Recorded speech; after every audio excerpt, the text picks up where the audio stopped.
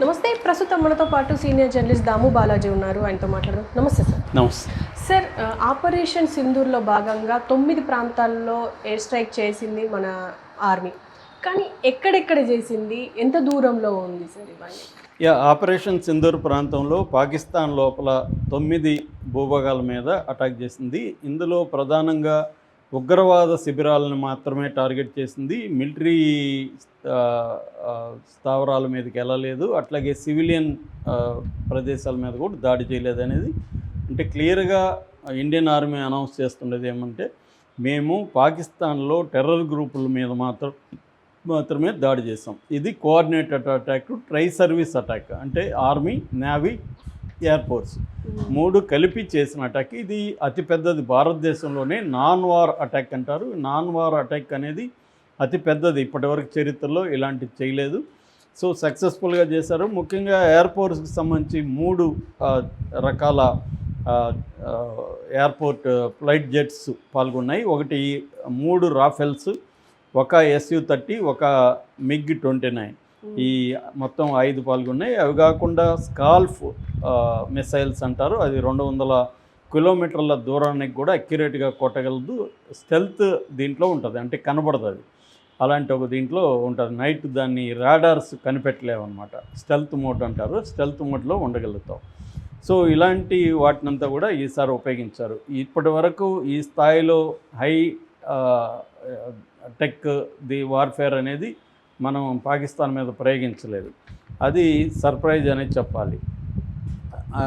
ఎందుకంటే రాఫెల్ యుద్ధ విమానాలు మనం మొన్న కూడా ఫ్రాన్స్ దగ్గర నుంచి 7 బిలియన్ల వర్త్ రాఫెల్ విమానాలను కొన్నాం మనం. సో అంతకుముందు మనకి రష్యా ఈ విషయంలో సప్లై చేస్తుంది అన్నమాట. సో ఇలాగా మొత్తంగా 9 స్థావరాలు, అందులో 4 పాకిస్తాన్ భూభాగంలోకి వెళ్ళి చేయగలిగాము.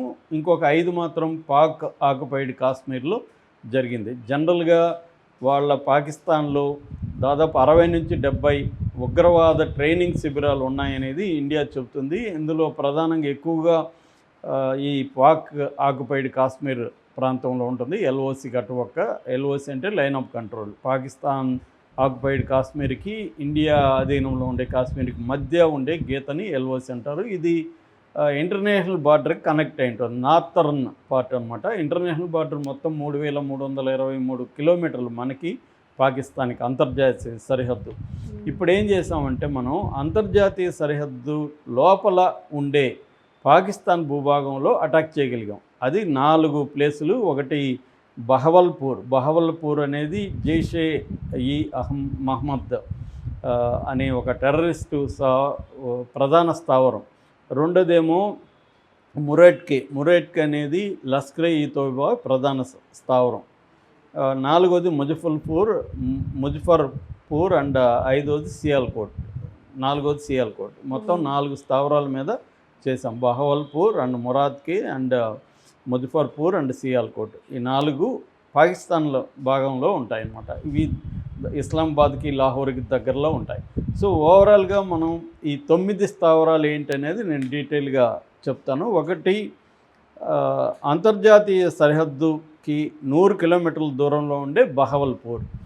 ఇది బహవల్పూర్ అనేది ఇందాక చెప్పిన ఇంటర్నేషనల్ బార్డర్ ఏదైతే ఉందో ఆ బార్డర్కి 100 కిలోమీటర్ల దూరంలో పాకిస్తాన్లో ఉంటుంది. అంటే పాకిస్తాన్ లోపలికి మనం ఇంత దూరం వెళ్ళి అటాక్ చేయడం అనేది ఫస్ట్ టైం అనమాట. తర్వాత మురేట్కి, ఇది సాంబాకి ఎదురుగా సరిహద్దుకి 30 కిలోమీటర్ల దూరంగా ఉండే లష్కరే క్యాంప్. ఫస్ట్దేమో బహవల్పూర్ ఏమో జైషద్ ఈ మొహమ్మద్ క్యాంప్, ఇదేమో లష్కరే క్యాంప్. తర్వాత సరిహద్దు నియంత్రణ రేఖ అంటే LOC దగ్గర ఉండే రాజౌరి అనే ఏరియా ఉంటుంది. ఇప్పుడు మనకి వాళ్ళకి రాజౌరి, పూంచ్ ఈ ఏరియాలోనే ప్రస్తుతం కూడా రాత్రి నుంచి యుద్ధం జరుగుతుంది. అక్కడ మన వాళ్ళు కూడా 3 మంది సివిలియన్స్ చనిపోయినారు. ఈ ప్రాంతంలో ఉండే గుల్పూర్ అనే ఒక ఏరియాలో కూడా ఈ టెర్రర్ క్యాంప్ మీద మనం దాడి చేసాం. నెక్స్ట్ 3వది జమ్మూ కాశ్మీర్లోని POKలో తంగ్తర్ సెక్టర్ లోపల సవాయ్ లష్కరే క్యాంపు, అది 30 కిలోమీటర్ల దూరంలో ఉంటుంది. సవాయ్ లష్కరే క్యాంపు ఉంది. అట్లాగే JM లాంచ్ ప్యాడ్ అంటారు. అంటే క్యాంప్స్ 2 రకాలుగా ఉంటాయి టెర్రరిస్టులది. ఒకటి ఇంటీరియర్గా ఉండి వాళ్ళకి ట్రైనింగ్ ఇచ్చే క్యాంపు. రెండోది లాంచ్ ప్యాడ్ అంటే ట్రైనింగ్ అంతా అయిపోయినాక వాళ్ళని అటాక్ రెడీగా ఉంటారు. దాన్ని లాంచ్ ప్యాడ్ అంటే ఎప్పుడే అటాక్ చేయమని వాళ్ళకి ఆదేశాలు వస్తే అప్పుడు ఇమీడియట్గా వెళ్ళి అటాక్ చేస్తారు. ఈ లాంచ్ ప్యాడ్స్ అనేవి పాక్ ఆక్యుపైడ్ కాశ్మీర్లోనే ఎక్కువ ఉంటాయి. ఎందుకంటే కాశ్మీర్కి అవి దగ్గరగా ఉంటాయి కాబట్టి లాంచ్ ప్యాడ్స్ అన్నీ కూడా పిఓకేలోనే ఉంటాయి. కానీ ప్రధాన శిబిరాలు మాత్రం పాకిస్తాన్లో ఉంటాయి అన్నమాట. సో ఈ లాంచ్ ప్యాడ్లో ఉండే బిలాల్ క్యాంపు మీద కూడా మనం అటాక్ చేసాం.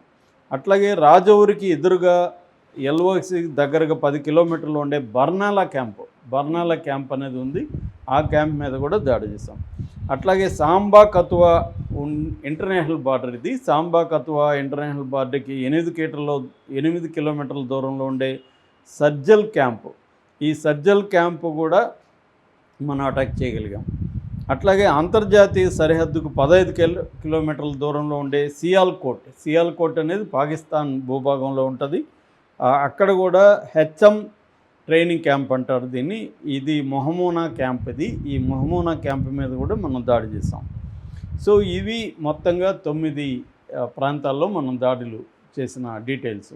అయితే పాకిస్తాన్ మాత్రం అది ఒప్పుకోవట్లేదు. పాకిస్తాన్ ఏం చెప్తుందంటే మొత్తం వీళ్ళు మసీదుల మీద చేశారని. వాళ్ళు ఆ మసీదుల లిస్ట్ కూడా ఇచ్చారు. కోట్లీలో ఉండే అబాట్ మసీదు, బహవల్పూర్లో ఉండే మాస్క్ మసీదు, ముజఫర్పూర్లో ఉండే బలాల్ మసీదు, మురీడ్కోడ్లో ఉండే ఉమల్ ఖురా మసీదు, ఈ మసీదు మీద దాడులు చేశారు వీళ్ళు. క్యాంప్స్ అసలు లేవు మా దేశంలో.